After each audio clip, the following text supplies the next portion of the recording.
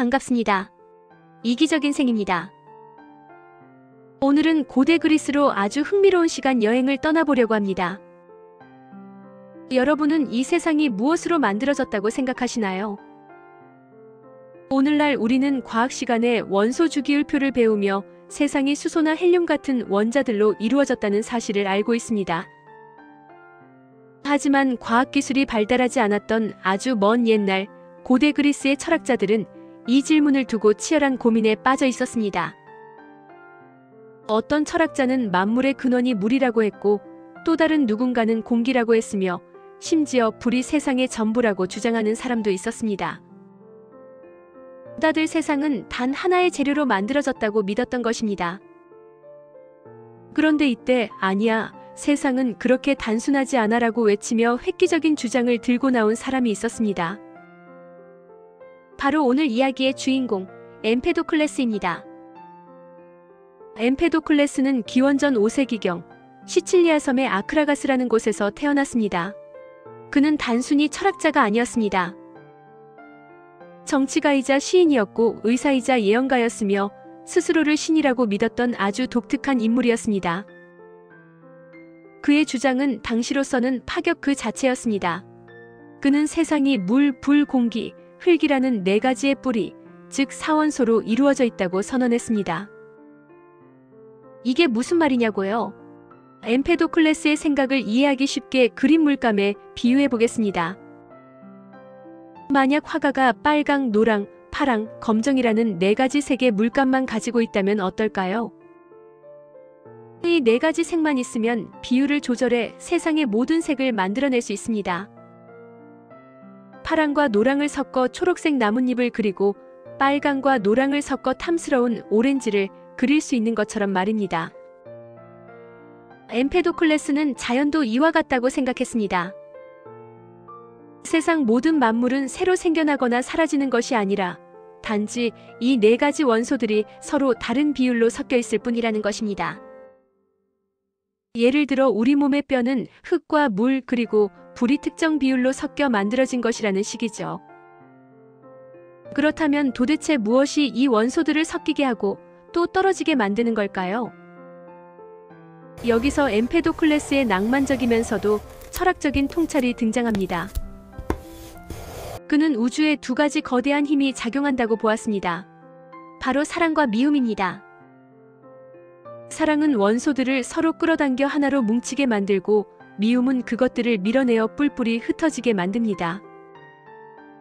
그는 세상이 이 사랑과 미움의 힘겨루기에 따라 끊임없이 변한다고 생각했습니다. 사랑의 힘이 강할 때는 모든 원소가 조화롭게 섞여 평화롭지만 미움의 힘이 틈을 타고 들어오면 사물들은 분열하고 파괴됩니다. 그러다 다시 사랑의 힘이 작용하면 새로운 생명이 탄생하게 되는 것이죠. 마치 남녀가 사랑하면 아이가 생기고 가정이 화목해지지만 미움이 싹트면 이별을 하게 되는 것과 같은 이치입니다. 엠페도클레스는 이 이론을 바탕으로 생명의 진화까지 설명하려 했습니다. 처음에는 불완전하고 기이한 모습의 생명체들이 나타났다가 오랜 시간이 흐르며 제대로 된 형태를 갖춘 생명체만 살아남았다는 주장이었는데요. 이는 찰스 다윈의 진화론보다 무려 2000년이나 앞선 놀라운 생각이었습니다. 또한 그는 영혼이 죽지 않고 계속해서 다른 몸으로 옮겨간다는 윤회 사상을 믿었기에 동물을 죽여먹는 육식을 엄격히 반대하기도 했습니다. 동물의 몸속에 예전 인간의 영혼이 들어있을 수도 있다고 믿었기 때문입니다. 그는 의학적으로도 대단한 능력을 보였습니다. 숨이 멈춘 여인을 30일 동안이나 살아있는 상태로 유지했다는 전설 같은 이야기도 전해집니다. 농작물에 피해를 주는 거센 바람을 막기 위해 당나귀 가죽으로 주머니를 만들어 산꼭대기에 설치하라고 지시해 실제로 바람을 잠재웠다는 일화 때문에 그는 바람을 막는 남자라고 불리기도 했습니다. 이처럼 다재다능했던 엠페도클레스는 사람들에게 거의 신과 같은 대접을 받았습니다.